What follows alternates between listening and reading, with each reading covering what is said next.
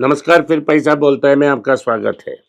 आज market flat है, +20 -20 में ट्रेड हो रही है जब मैं बात करने के लिए तैयार हो रहा था। क्योंकि आज रात को यूएस में सीपीआई नंबर्स आने वाले हैं। कल अमेरिकन मार्केट्स भी फ्लैट ट्रेड हो रहे थे, ऊपर नीचे जा रहा था, वैसे ही भारत में हो रहा है। कोई मेजर डेवलपमेंट 12:30 तक नहीं है, वही सुबह से हो रही है। तो कल ही कुछ एक्शन देखने को मिलेगा। अभी सोना के दाम में कोई फर्क नहीं है। 24 कैरेट गोल्ड 8,000 के ऊपर है और 7,395 पर 22 कैरेट गोल्ड है। तो गोल्ड स्टेडी है। तो अगर गोल्ड का दाम में गिरावट आएगा, रुपये उससे ज़्यादा गिरती है, तो गोल्ड फ्लैट ही रहेगा। अगले 2 साल में जो मैंने टारगेट रखा है कि 8,500 का 22 कैरेट गोल्ड के लिए वो पार कर देगा, मुझे विश्वास है। लेकिन गोल्ड अभी आप कंसिडर करने का है तो आप कंसिडर कर सकते हो। दाम में बड़ा फॉल नहीं होगा। इमरजेंसी में गोल्ड जो मदद करती है कोई और कमोडिटी नहीं करेगी। तो आज पहले हम रिजर्व बैंक की एक न्यूज़ को देखते हैं। भारतीय बैंक्स ने 2 लाख करोड़ एक्स्ट्रा डिपॉजिट इस साल उन्होंने एक्वायर की है। इसका मतलब है कि अगर उन्होंने 10 लाख करोड़ का ऋण दिया है, कर्ज दिया है, तो उन्होंने 12 लाख करोड़ का डिपॉजिट्स रेज किया है। इससे क्या होती है कि क्रेडिट डिपॉजिट रेशियो, आपने कितना डिपॉजिट रेज किया, उसमें कितना आपने लोन दिया, वो रेशियो 89.5 तक पहुंच गई है। अभी भी हाई है, पर 85 तक आना चाहिए। एचडीएफसी बैंक इन भारत के सबसे बड़ा प्राइवेट बैंक, ये क्रेडिट डिपॉजिट रेशियो में प्रॉब्लम है। अभी भी 98-99 में है। वो नीचे आके 85 तक आने के लिए 3 साल लगेगा, जब उस टाइम तक एचडीएफसी बैंक अग्रेसिवली लेंड नहीं कर पाएगी। आज बैंक में बहुत प्रेशर है। कर्नाटका बैंक और south Indian bank book value से बहुत कम ट्रेड हो रहे हैं। ये छोटे बैंक्स हैं, आप इनको कंसिडर कर सकते हो। आईटीसी को भी कंसिडर कर सकते हो, क्योंकि जो होटल्स का स्टॉक है वो सब लोगों को क्रेडिट में आ गया है। और जब ट्रेडिंग शुरू होगी तो बैट उसको बेच देगा, तो आप जल्दी जल्दी उसे कंसिडर मत कीजिए, सेटल डाउन होने दीजिए। उसके बाद मार्केट में देखा जाएगा कि आईटीसी होटल किस रेंज में लिस्ट होती है। लगता है आईटीसी होटल जाने के बाद भी आईटीसी 440 के आसपास ट्रेड हो रही है। सेपरेशन का उतना बड़ा इम्पैक्ट नहीं हुआ जो मैं एक्सपेक्ट कर रहा था। वो रहा आईटीसी की बात। पेप्सी ने अनाउंस किया है कि हल्दीराम्स की स्टॉक को खरीदने के लिए वो तैयार हैं। हल्दीराम की फैमिली ने सिर्फ 10% की स्टेक बेचने की घोषणा की और वो 10% प्राइवेट इक्विटी फंड्स खरीदने की कोशिश कर रहे थे। लेकिन अब पेप्सी खरीदने के लिए तैयार है और जो मुंह मांगी रकम वो मांग रहे हैं प्रमोटर्स, वो भी देने के लिए तैयार है। क्यों ऐसा पेप्सी कर रहा है? पेप्सी इसीलिए कर रहा है कि उनको भारत में स्नैक मार्केट में फुटहोल्ड नहीं मिला। विदेश में तो उनका मार्केट शेयर लगभग 24% है, नाचोस और चिप्स से। लेकिन भारत में नमकीन खाते हैं लोग, इसने बीकानेर वाला, गोपाल स्नैक्स, बालाजी स्नैक्स, ये मार्केट डोमिनेट करते हैं। अगर हल्दीराम में 10% स्टेक मिल गया तो उनका भाग्य हो जाएगा और मार्केट में वो अच्छा पोजीशन बिल्ड कर सकते हैं। जो बॉटलिंग प्लांट्स हैं उसको उन्होंने आरजे कॉर्प को दे दिया है, देवयानी इंटरनेशनल देख रही है। उधर उतना बड़ा प्रेशर नहीं है। शायद तमसुर के बाद एक आइकॉनिक इंडियन ब्रांड एक फॉरेन एमएनसी के पास चले जाए, उसका तो फिक्र हम सबको है।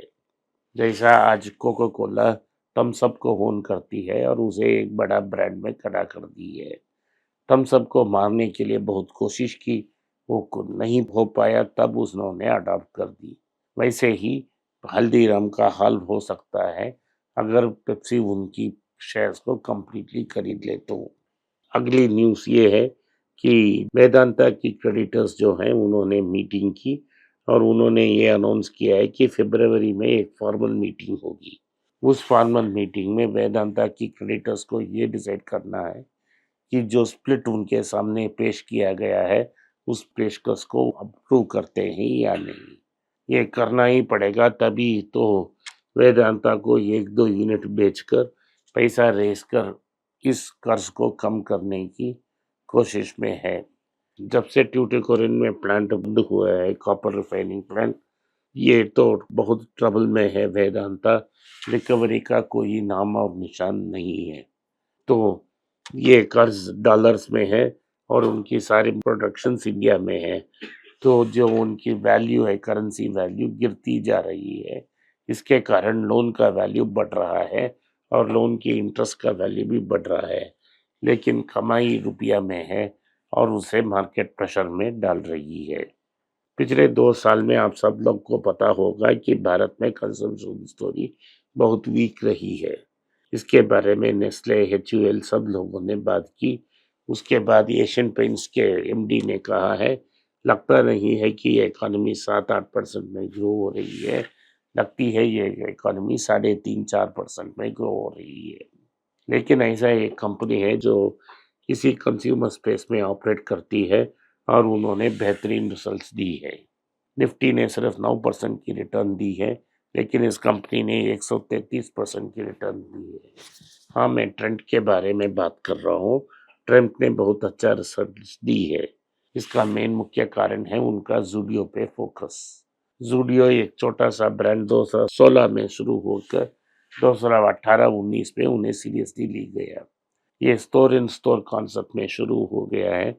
अब 180 सिटीज में है और लगभग 600 स्टोर्स हैं।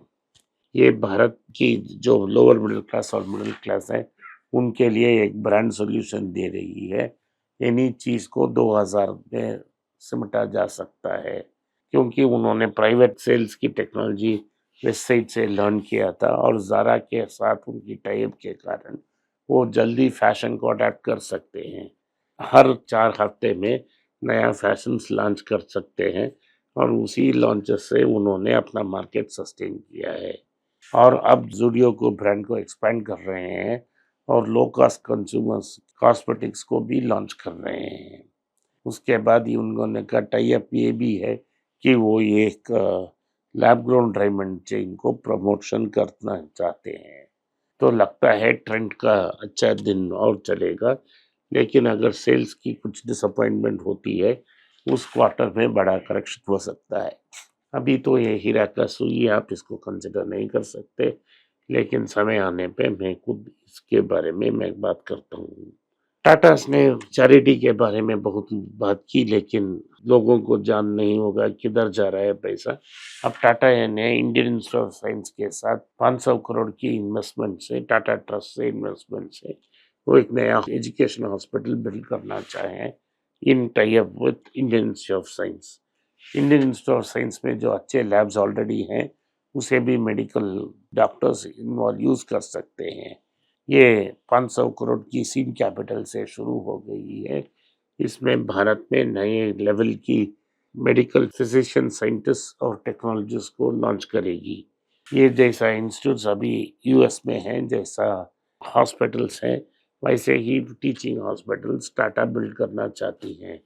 इसमें एमडी और पीएचडी ड्यूअल कोर्स ऑफर किया जाएगा। चंद्रशेखर ने बोला है कि वो वर्ल्ड क्लास फिजिशियन, साइंटिस्ट और वर्ल्ड क्लास टेक्नोलॉजिस्ट डेवलप करना चाहते हैं। तो ये रहा पैसा, वो कहाँ डिप्लॉय हो रही है, इसका डिटेल्स। आज के लिए इतना ही। आपने इस पॉडकास्ट को सुना, इसके लिए मैं आपका आभारी हूँ। हो सके तो वीडियो को लाइक कीजिए, चैनल को सब्सक्राइब कीजिए और बेल नोटिफिकेशन दबाएं। इस वीडियो को अपने दोस्त और रिश्तेदार के पास भेजें और उनको देखने की आग्रह करें। नमस्कार, धन्यवाद, जय हिंद।